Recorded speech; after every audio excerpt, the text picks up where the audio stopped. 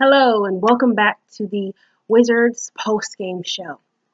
We're going to be doing a review tonight. Before we start, I'd like to ask that if you haven't already subscribed to this channel, please subscribe, like this video as well, and comment your thoughts when you're finished. So tonight we're going to review the Wizards versus Bucks game. The Wizards lost to the Bucks tonight, 103 to 110. Honestly, this is one of those losses you kind of take along the season. If we had a better record, if we had won against other teams that we should have won against, like sub 500 teams that we should have won against, this would have been one of those losses that you kind of just take, like the losses you take to the Utah Jazz, which we are playing next. Anyways, this game just didn't have good execution down the stretch. Both teams were coming off of back-to-backs, second night of back-to-backs, and just didn't have good execution down the stretch on the part of the Wizards. The Wizards had an early lead.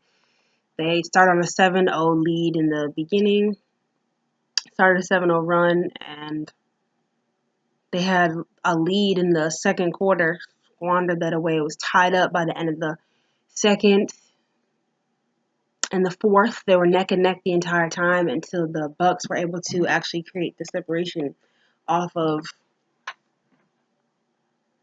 just forcing a lot of turnovers throughout the game.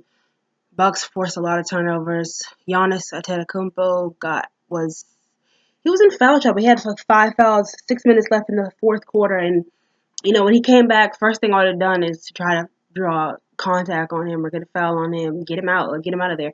He is a huge part of the reason why the Bucks won tonight. But I would just love to see better execution down the stretch on the end of the Wizards against teams that are not best teams in the league, like the Rockets, the Golden State Warriors, the Cavs, the Celtics. You see a lot better execution when they're playing those people instead of other people. It's always sloppy and just unorganized the entire time. The Bucks played really good defense tonight. We're going to get into their statistics. Thon Maker, 4 points. Matthew Dellavedova had no points. He had 5 assists, though. He had a rebound. He played for 15 minutes before he was ejected for that fight with Bradley Beal. And we're going to get into that a little bit more later. We're going to talk about Matthew Dellavedova and do you think he's a dirty player? Tony Snell had 10 points, a couple of 3-pointers in there, and an assist and a rebound, played for 32. Brogdon with 10 points as well.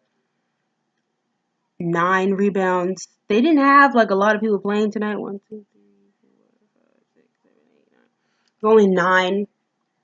They kept the lineup tight tonight. Eric Bledsoe is one of those guys you really want on your team. Wow, the Bucks. Wow, it's like the Suns did not know what to do with him at all. He's playing great defense. He got a lot of deflections, forced a lot of turnovers and steals and stuff like that. Really good, really quick with his hands. Kind of got the better of the matchup between him and John Wall tonight. Excuse me, statistically on the points end. And just his impact on the game. Yeah, so he had 4 assists as well, 4 rebounds. John Henson with 11 points, 2 rebounds, and 2 assists and 11 rebounds. John Henson played a good game tonight. He really did. Chris Middleton, 20 points. That's usual for him, averaging 20. He had 5 rebounds and an assist.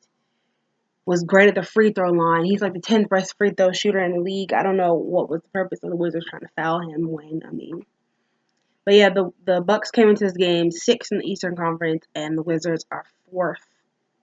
The Bucks are now 21-17. Giannis Antetokounmpo had 34 points. He had 12 rebounds, 7 assists. He played an awesome, amazing game, but that's what you expect from the Greek Freak at this point, to be awesome, to be amazing. He played great. Wizards, they had their usual folk off the bench. Mike Scott with 7 points. Jody Meeks with 2 key 3-pointers and helping out as well on defense. Satoransky with 3 points. mainly with 6, but he also collected 5 rebounds. John Wall had 16 points and 16 assists. So this is a solid game from him on the assist end, and he was making his shots originally. Didn't really continue it down the stretch, but he was making his shots originally. It was a solid game from him on the assist end. You can really tell that he's coming back to form, which I like. I like to see him get a lot of assists and get a lot of people involved. He helped March get a lot of good looks tonight, Marcin Gortat. Marcin had 17 points and 7 rebounds with an assist, and a lot of those were John Wall assisted buckets. Bradley Beal had 20 points and 5 rebounds.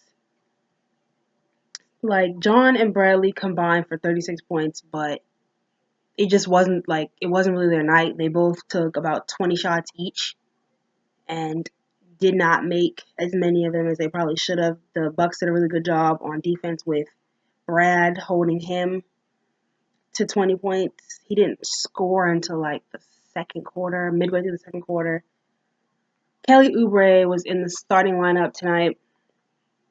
14 points in place of Otto Porter. 14 points, 2 assists, 2 rebounds in 31 minutes. He's actually playing less lately, and Sato and Beal have been playing more. Markieff Morris had a quiet double-double tonight with 14 points. He was really helpful on defense. He was covering Giannis in the beginning. Super helpful on defense. Got a lot of boards. He was really the only one that was collecting boards at that rate tonight. Everybody else wasn't, and they were out-rebounded a lot in the paint and on second chance points and in rebounds. Yeah, they were out-rebounded a lot. They were outscoring the paint. The Bucks got a lot of second chance points on the Wizards. It's just a sloppy game, especially on, getting second chance points against a team like the Bucks who don't even rebound that well. So this should have been your opportunity to try to rebound against them and get those second chance points that you needed, but it just wasn't for them tonight. Next game we play is against Utah, and I'm interested to see how that goes because the last game that we had against them was a complete disaster, and I've never seen them beat the Utah Jazz before. Anyways, that is tonight's game review. It's just, this game was just like, I don't know if it's me or if it was just the game itself, or I just don't like games without Otto Porter in them. It could just be me on that end. But, yeah. So, yeah, getting into the question of the night is, like, do you guys think that Matthew Dellavedova is a dirty player?